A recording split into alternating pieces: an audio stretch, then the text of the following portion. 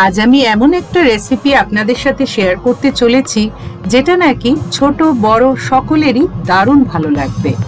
বাড়িতে birthday party হোক বা ছোটখাটো কোনো গেট টুগেদার, বাইরে থেকে অনেক দাম দিয়ে স্টার্টারের অ্যারেঞ্জমেন্ট না করে আপনি নিজে হাতে খুব সহজেই এটা বানিয়ে ফেলতে পারবেন।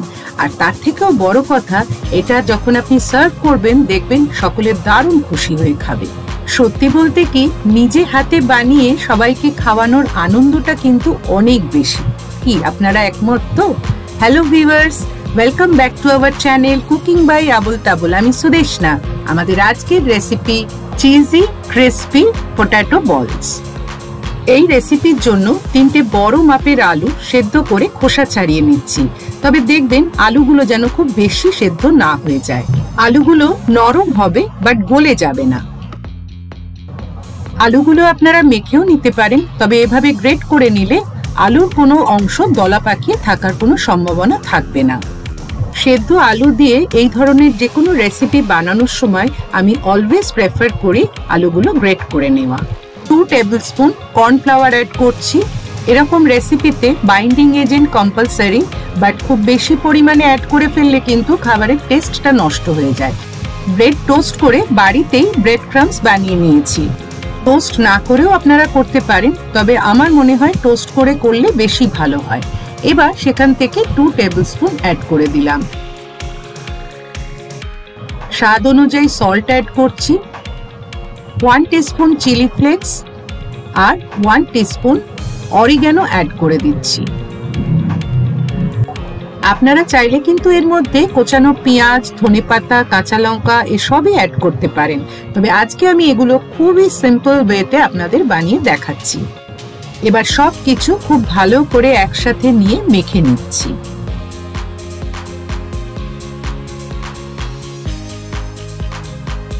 বলগুলো গড়তে হবে, তাই 2 হাতের তালুতে তেল মাখিয়ে নিলাম।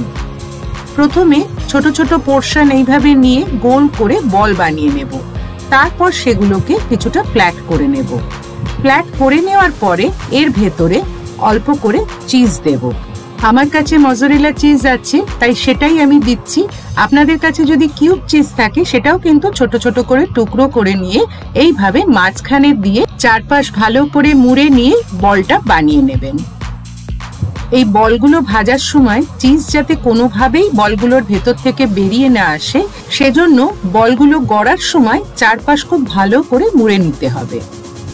এই একই পদ্ধতিতে বাকি সব বলগুলো আমি গড়ে নিচ্ছি। বলগুলো এত মন দিয়ে গড়ছি যে আপনাদের সেই দরকারি কথাটা বলাই হয়নি। এবার তাহলে বলে ফেলি। আপনারা ভিডিওটা দেখে যদি মনে করেন যে আপনাদের ভালো লাগলো, তাহলে প্লিজ লাইক, কমেন্ট ও শেয়ার করবেন অ্যাজ মাচ অ্যাজ পসিবল। আর যারা এখনো আমাদের চ্যানেল সাবস্ক্রাইব করেননি, তারা প্লিজ চ্যানেলটি সাবস্ক্রাইব করবেন আর পাশে থাকা বেল বাটনটি প্রেস করতে কোনো মতেই ভুলবেন না। লাস্ট ভিডিওতে আমি আপনাদের কথা দিয়েছিলাম যে ভিডিও দেখে আপনারা যে কমেন্টসগুলো করেন সেগুলো আমরা এক এক করে আমাদের পরবর্তী ভিডিওতে দেখাবো। আমি কিন্তু আমার কথা রেখেছি। বলগুলো এবার মিনিট 15 জন্য রেফ্রিজারেটরে রেখে দিলাম। এবার একটা স্লারি বানাবো। এর জন্য একটা বাটিতে 2 টেবিল স্পুন কর্নফ্লাওয়ার নিলাম আর তার সাথে 3 টেবিল স্পুন জল মেশাচ্ছি। এই জল আর কর্নফ্লাওয়ারটা খুব ভালো করে গুলে নিতে হবে, তা না হলে কিন্তু এর মধ্যে দলা পাকিয়ে যেতে পারে।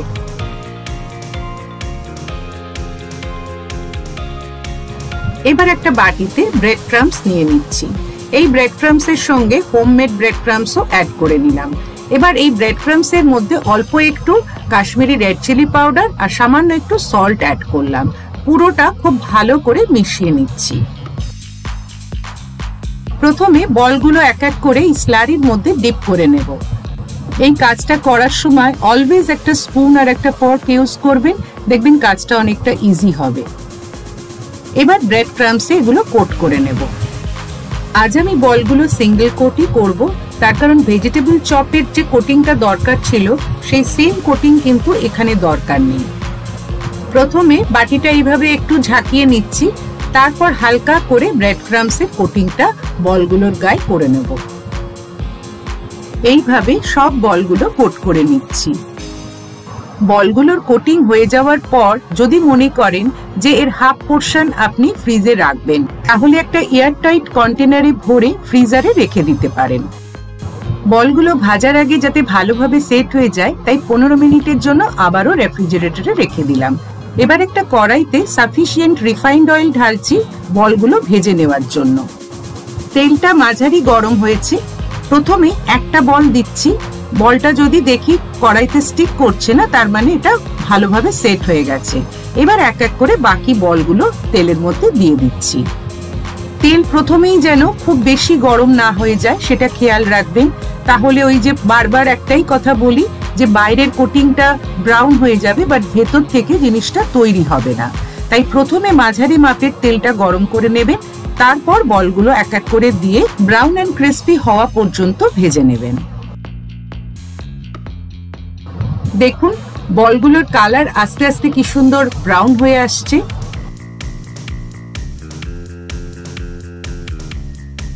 এর থেকে বেশি কিন্তু বলগুলো আর ভাজবো না, কারণ তাহলে কিন্তু পুড়ে যাবে। গোল্ডেন ব্রাউন কালার হলেই কিন্তু তেল থেকে আমরা বলগুলো এভাবে তুলে নেব। এক এক করে বাকি বলগুলো ভেজে নিচ্ছি।